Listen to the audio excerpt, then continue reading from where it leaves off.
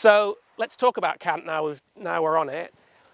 When we talk about cant in a Moth, we actually mean decanting the rig, actually taking rake angle, sideways rake angle off the boat and making the mast more upright again.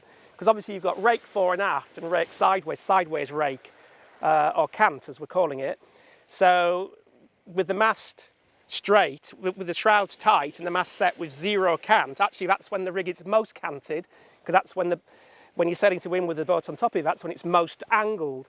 What we're actually doing is letting the shrouds off. You can have fancy systems to do this. You don't need any system at all to cant the rig. You just need slack rigging. Slack rigging cants the rig.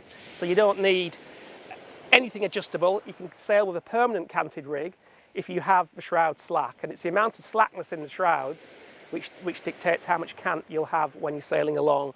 How much cant to use? Well, there's a lot of debate about that, but I find that once I'm beyond about 50 millimeters, so the shrouds being slack, or the shrouds, if you measure a datum from here to that point there's a 50 mil range from it being tight to slack.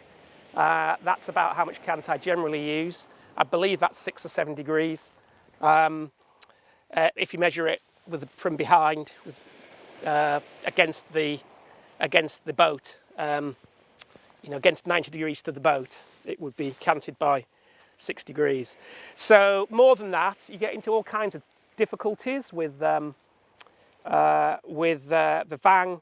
As you cant, the head of the mast goes outside of the centre line of the boat. So once the head of the rig is outside the centre line, it wants to carry on going that way to slacken the Vang. As you sheet in, you tighten the Vang because the top of the mast is outside of the centre line of the boat.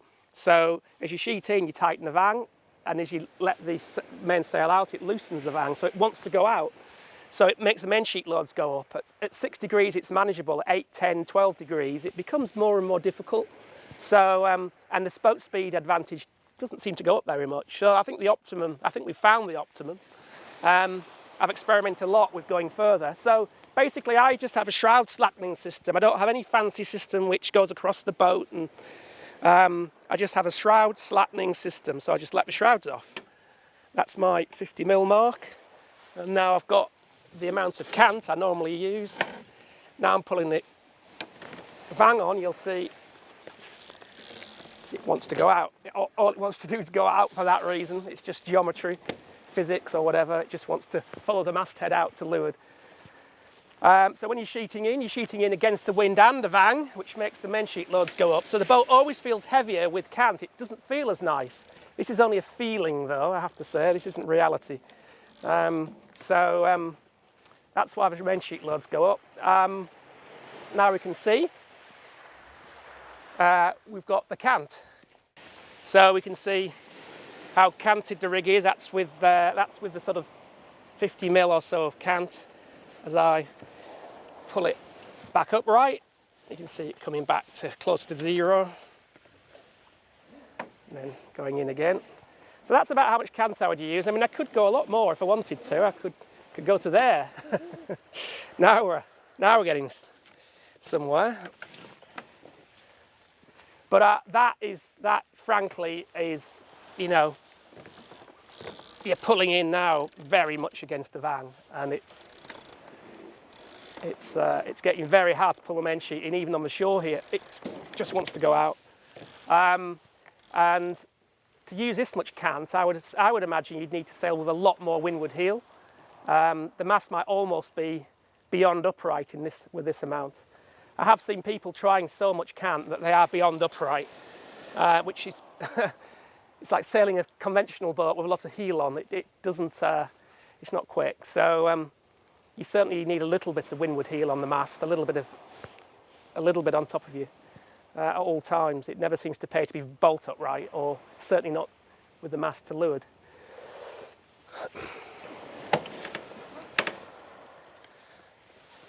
So that's cant.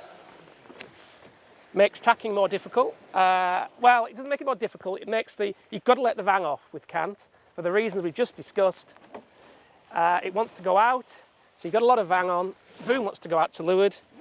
So if you don't let the Vang off, as you go to tack, the boom gets to here, just before the centre line, and stops. and just blows you over sideways.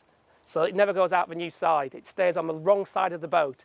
So the only way to avoid that is to let your Vang off, which is another thing you have to do when you, and the more cant you have, the more Vang you have to let off to enable you to tack.